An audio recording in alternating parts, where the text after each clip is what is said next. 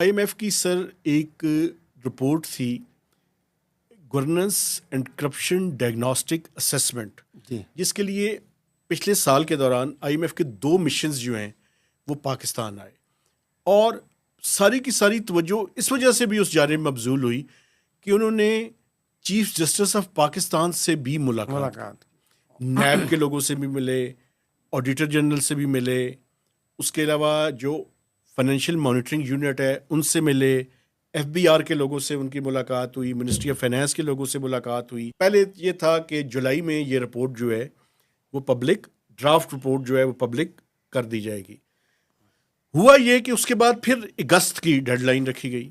یہ بھی I am F نے جو لاسٹ ریویو رپورٹ تھی اس کے اندر پبلکلی یہ اناؤنس کیا کہ حکومت پاکستان نے یہ جو رپورٹ انہوں نے ڈرافٹ بھجوائی اس کے اوپر اعتراضات اٹھا دیے ہیں۔ لاسٹ ویک کے دوران منسٹری آف فائنانس میں ایک میٹنگ ہوئی جس میں لا منسٹر اور ان کے ریپریزنٹیٹیو یعنی لا منسٹری کے لوگ بھی شامل تھے۔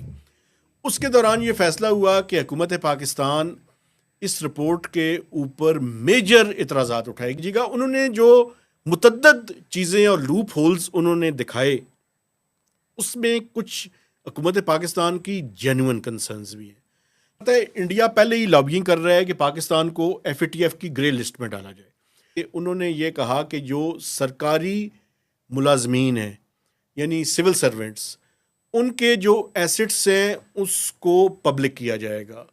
اس کے لیے جو آئی ایم ایف کہہ رہا ہے وہ یہ کہہ رہا ہے کہ آپ ایک نئی اتھارٹی بنائیں۔ حکومت پاکستان کو اور ان بیوروکریٹس کو اس پہ اعتراض ہے۔ وہ کہتے ہیں جی ایف بی آر ہے، ہمارے یہاں فائنینشیل مانیٹرنگ یونٹ ہے، security and exchange commission of Pakistan ہے، اسٹیٹ بینک آف پاکستان ہے۔ ہم ایک طرف رائٹ سائزنگ کی ایکسرسائز کر رہے ہیں، اپنے اداروں اور حکومت کا جو فٹ پرنٹ ہے اس کو کم کر رہے ہیں، آپ دوسری طرف ہمیں کہہ رہے ہیں کہ مزید بڑھا دیں۔ تو یہ 2 کنٹراڈکٹری باتیں ہیں، یہ ہم نہیں کر سکتے۔